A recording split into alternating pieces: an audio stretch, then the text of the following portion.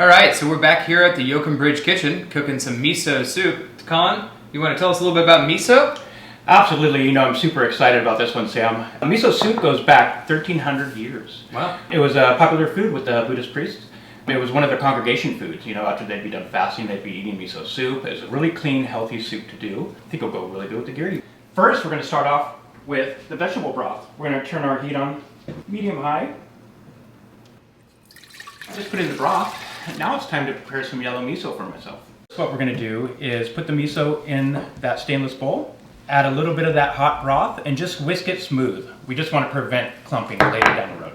What's the consistency we're looking for with this miso? Well, the miso should be consistency of peanut butter.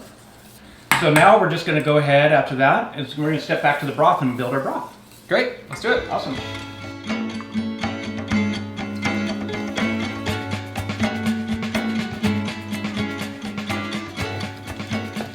We just threw in the bok choy, the scallions, and the tofu. So now all we're going to do is just slowly cook it, low heat, for about 5 minutes. It's really starting to smell great. So before we kind of finish that off, I'm going to come over here and I'm chefing on some nori. What makes the giri go good with miso? Well, I think one of the best parts about miso is that umami kind of flavor. It has this like likability that we really look for in pairing a wine like giri with it. But we can try it real quick and see what you think. I'm not going to say no.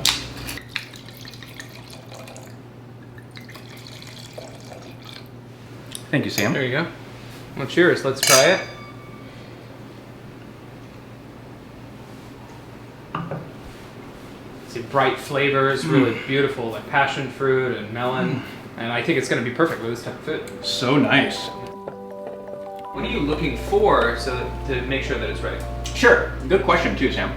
The one things I look for are that the bottom part of the bok choy is a little bit softer, doesn't have the full crunch, or it's not raw or anything like that. The smell, the aromatics of the scallions coming through is another good way to look at it, and also that the tofu is absorbing some of the liquid. Next would be, let's fold some nori in. Let's do it. Very nice. On this recipe, we put the nori in on low flame and just kind of let it seep for a little bit, but the miso is going to go on off flame. It's time to get that miso that you prepared for me. Nice and creamy, looks like peanut butter. You never want to put miso in when it's boiling or on a low simmer. It can turn it bitter and just separate the miso. As you can see right there, it looks nice and creamy. Let's give it a taste and see where it's at with seasonings. Maybe we have to do some finishing touches.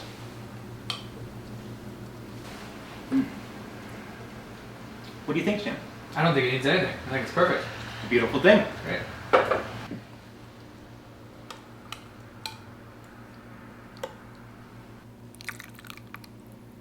We have a little bit of this right here, and it's a harissa paste, which is a whole bunch of different components. It's paprika, garlic, caraway, that type of flavor, and we just add a little tiny pinch right at the end. Right at the end. Yummy. So nice. Let's dig in. Yeah, why not?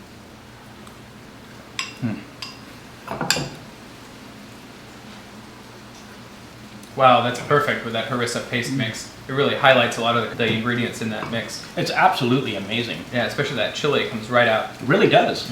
It's another successful recipe coming for the Williamson Wine Club members.